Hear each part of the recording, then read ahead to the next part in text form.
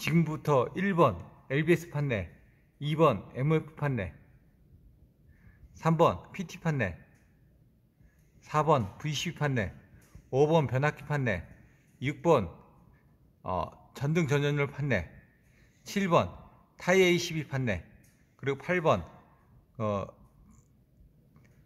ATS 판넬, 9번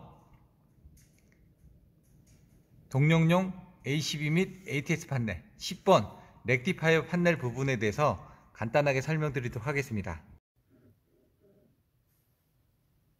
제작 도면이 현장에 있는 도면하고 설비하고 조금 맞지는 않지만 전체적인 내용을 이해하시는 데는 문제가 없을 것 같아서 간단하게 설명을 드리도록 하겠습니다. 이따가 보시면은 이쪽이 LBS 판넬이 되겠고요.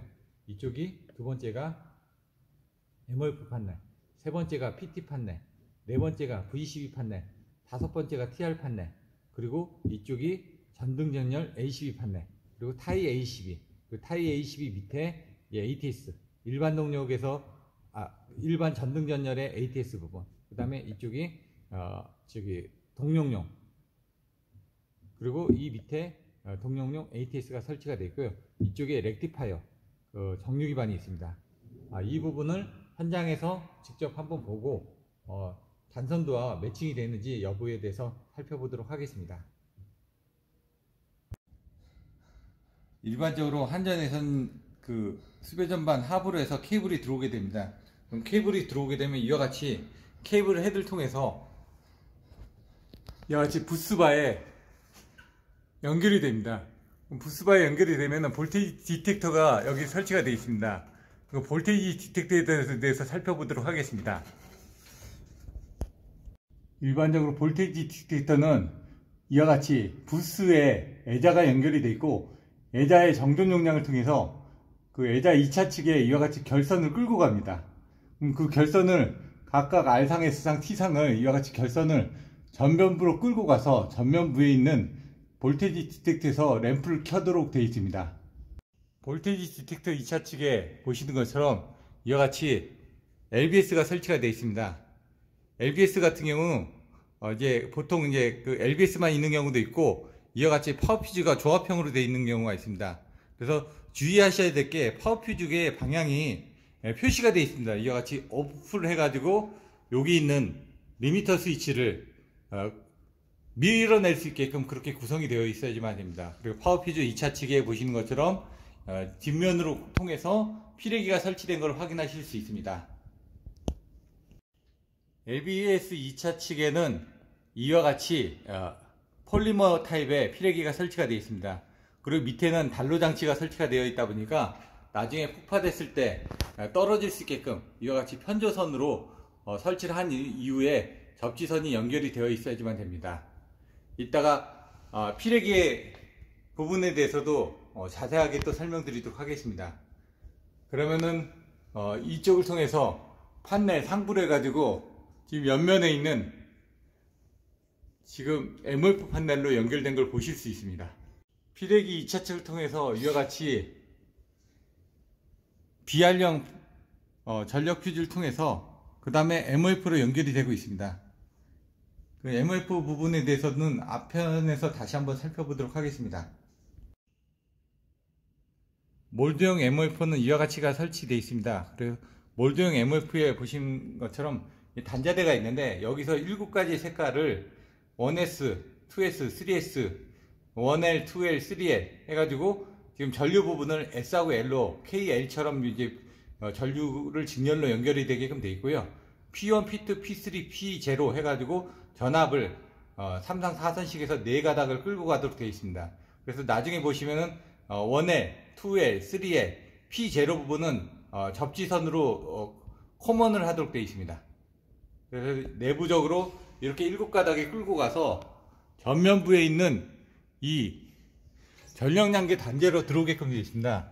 그러면 이 7가닥을 나중에 보시는 것처럼 요 TTB 터미널에다가 결선에 맞게끔 3상 3선식인지 3상 4선식인지에 맞게끔 연결을 하도록 되어 있고요. 이 부분에 계량기 봉인을 하고 이쪽도 봉인을 하도록 되어 있습니다. 그래서 나중에는 계량에 의한 법률에서 계량기를 7년에 한 번 교체를 하더라도 이 TTB 단자는 그대로 있기 때문에 이 부분만 위로 빼가지고 다시 꽂으시면은 단자의 봉인 해제 없이 바로 계량기만 교체를 하실 수 있도록 되어 있습니다. 그래서 검정 유효기간이 7년으로 되어 있고요. 계량에 의한 법률에서 지금 7년마다 한 번씩 계량기를, 법정 계량기는 교체를 하실 수 있도록 되어 있습니다.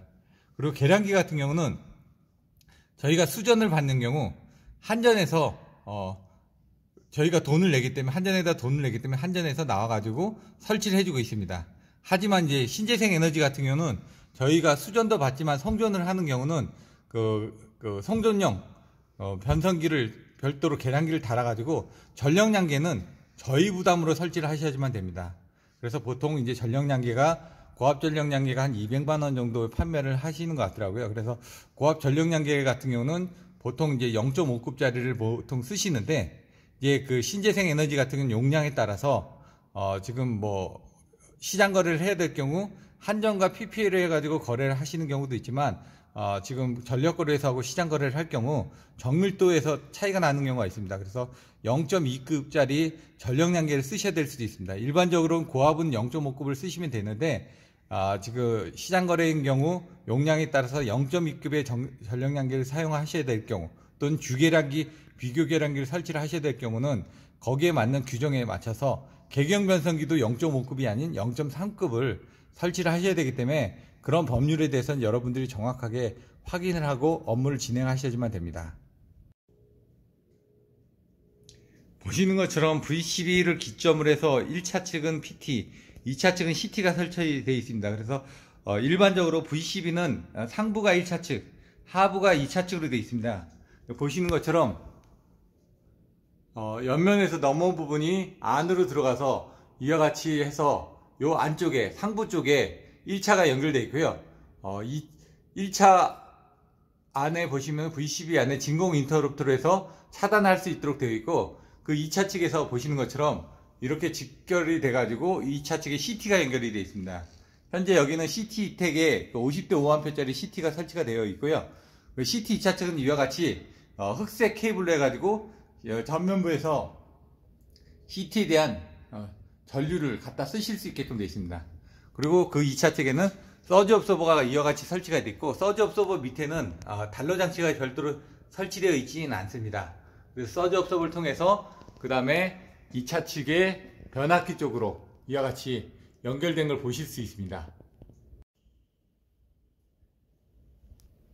MOF 2차 측에서 이와 같이 또 연결이 되어 있습니다. PT가. 그래서 PT 전면에 보시는 것처럼 여기는 이제 파워퓨즈가 설치가 되어 있습니다.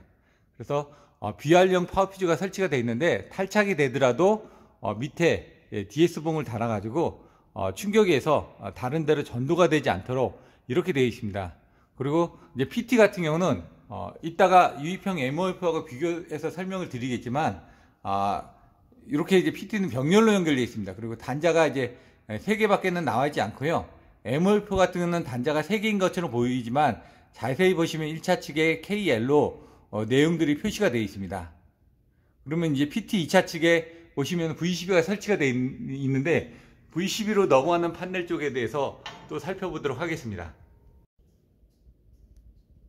V12의 서지 업소버 2차 측에 지금 변압기가 설치가 되어 있습니다.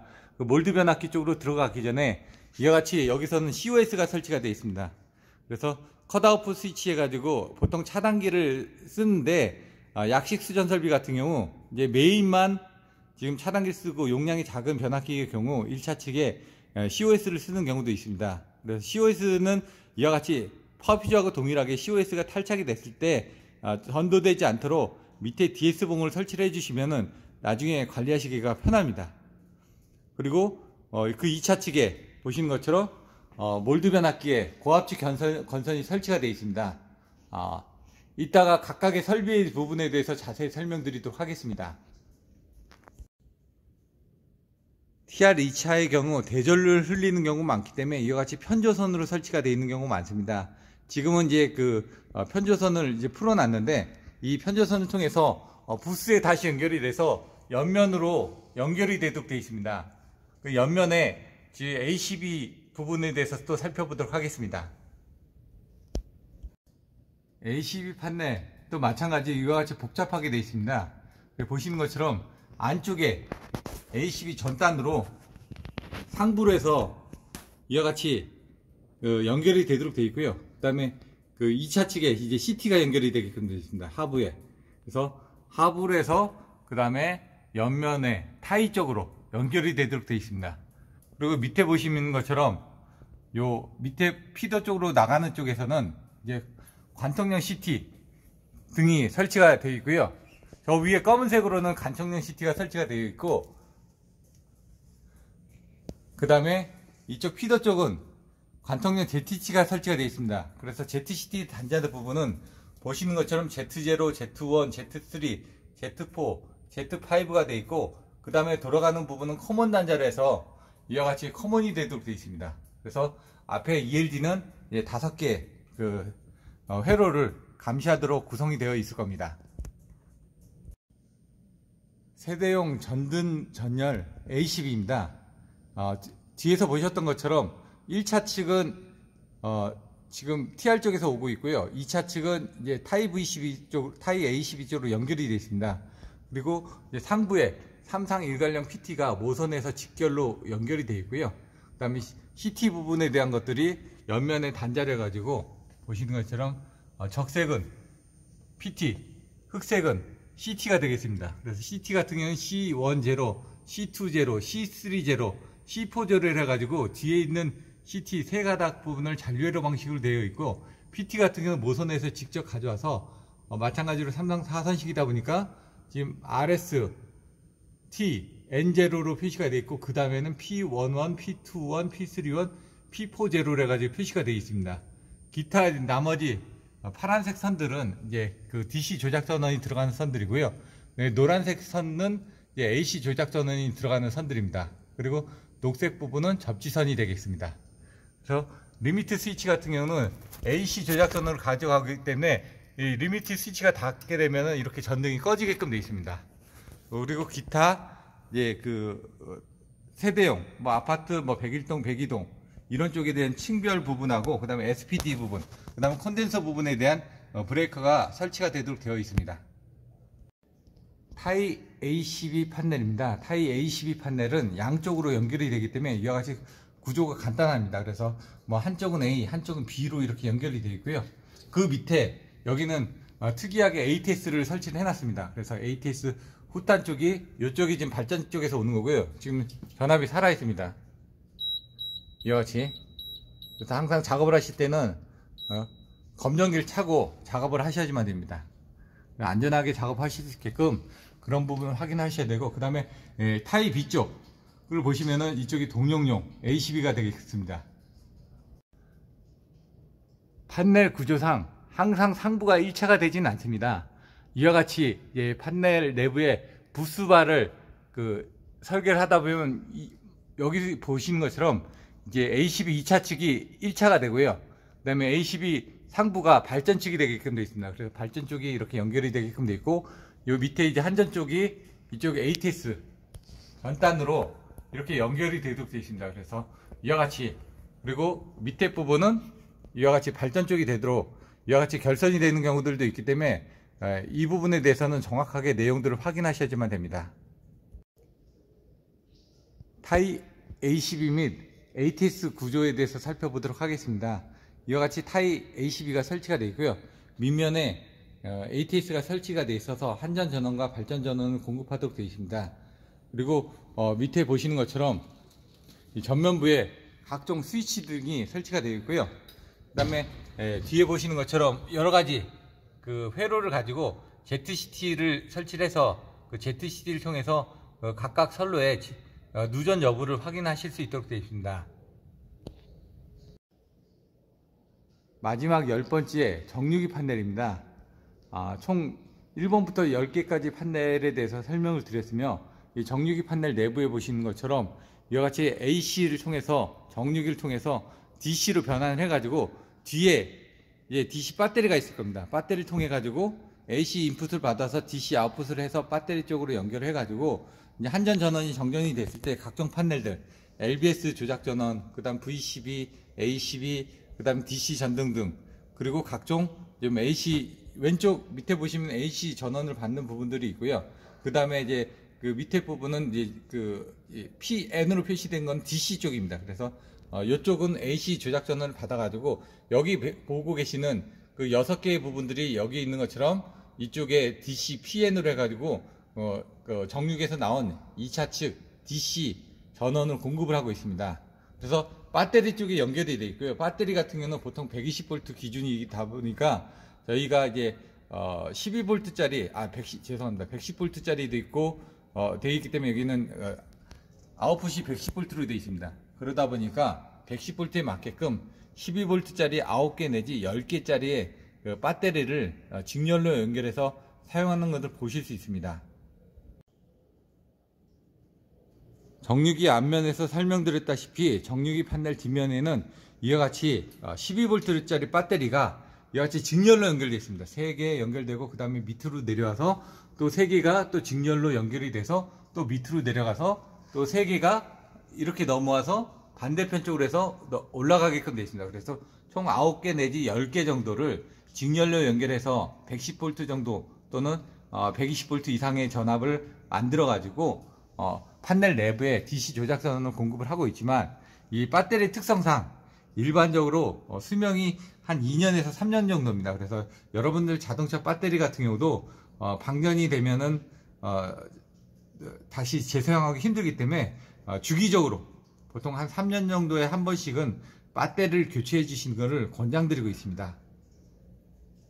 이상으로 해가지고 1번부터 10번까지의 판넬 부분에 대해서 간단하게 설명드렸습니다. 감사합니다.